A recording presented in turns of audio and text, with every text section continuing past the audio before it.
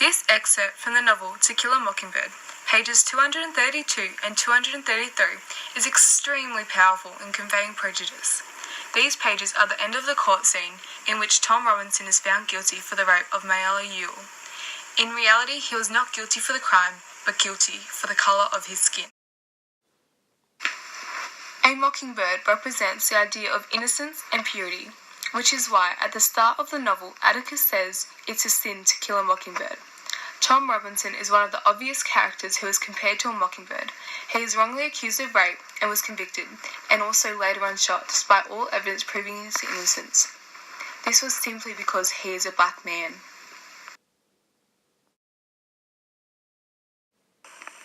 Every wood door in the neighbourhood was shut as tight as the doors of the Radley place. This quote examines how open and welcoming the neighbourhood usually is, although it is different the day of Tom Robinson's trial. Boo Radley is another character who is considered a mockingbird as he is prejudiced against because of his choice to be isolated from the town, although he is actually innocent and is actually a good person who saves Scout and Jem later on in the novel. A deserted, waiting, empty street. This emphasises the suspense in which everyone is waiting for the outcome of the trial and no one is home or in the streets because they are at this trial. I expected Mr. Tate to say any minute, "Take him, Mr. Finch."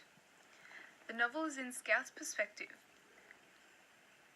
This quote shows the unexpectancy of the case. Everyone knew that in the end prejudice would overrule justice. Mr. Heck Tate was the county sheriff who plays a significant role in the trial as he has authority over the town and the decisions made.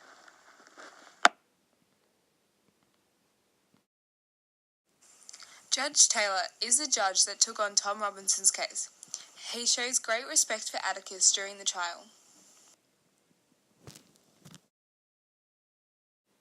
In a dream, I saw the jury return, moving like underwater swimmers.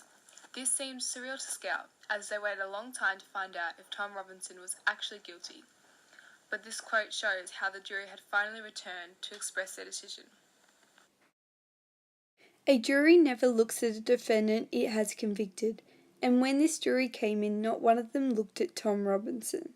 This proves that they all believed he was guilty and they had made their final decision.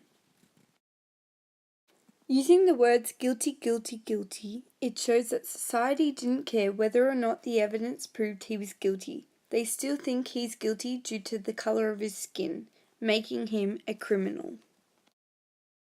Jem is Atticus's son. He watches the trial in hope for his father's success. His hands were white from gripping the rail. This use of colour symbolism highlights Jem's feeling of shock.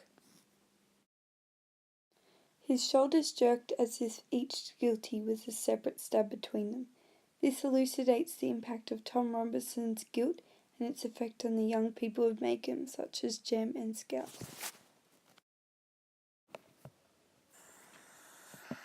Atticus, who is Tom Robinson's lawyer, is amazing at his job. He proved that Mr. Robinson was not guilty and provided loads of evidence, although nothing he said would have changed the minds of the people of the jury, as the belief that black people are unwanted and unneeded is stuck in their minds. Then he left the courtroom, but not by his usual exit.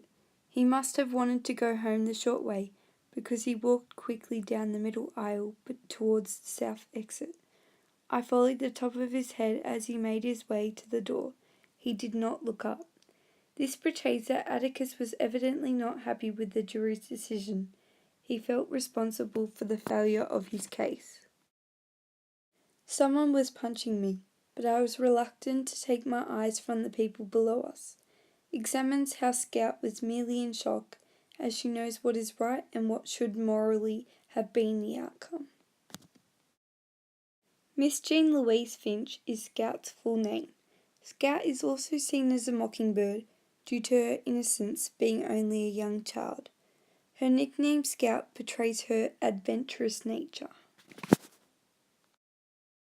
In the balcony on the opposite wall, the Negroes got to their feet. It represents the powerless black community and the power that the white people had over them.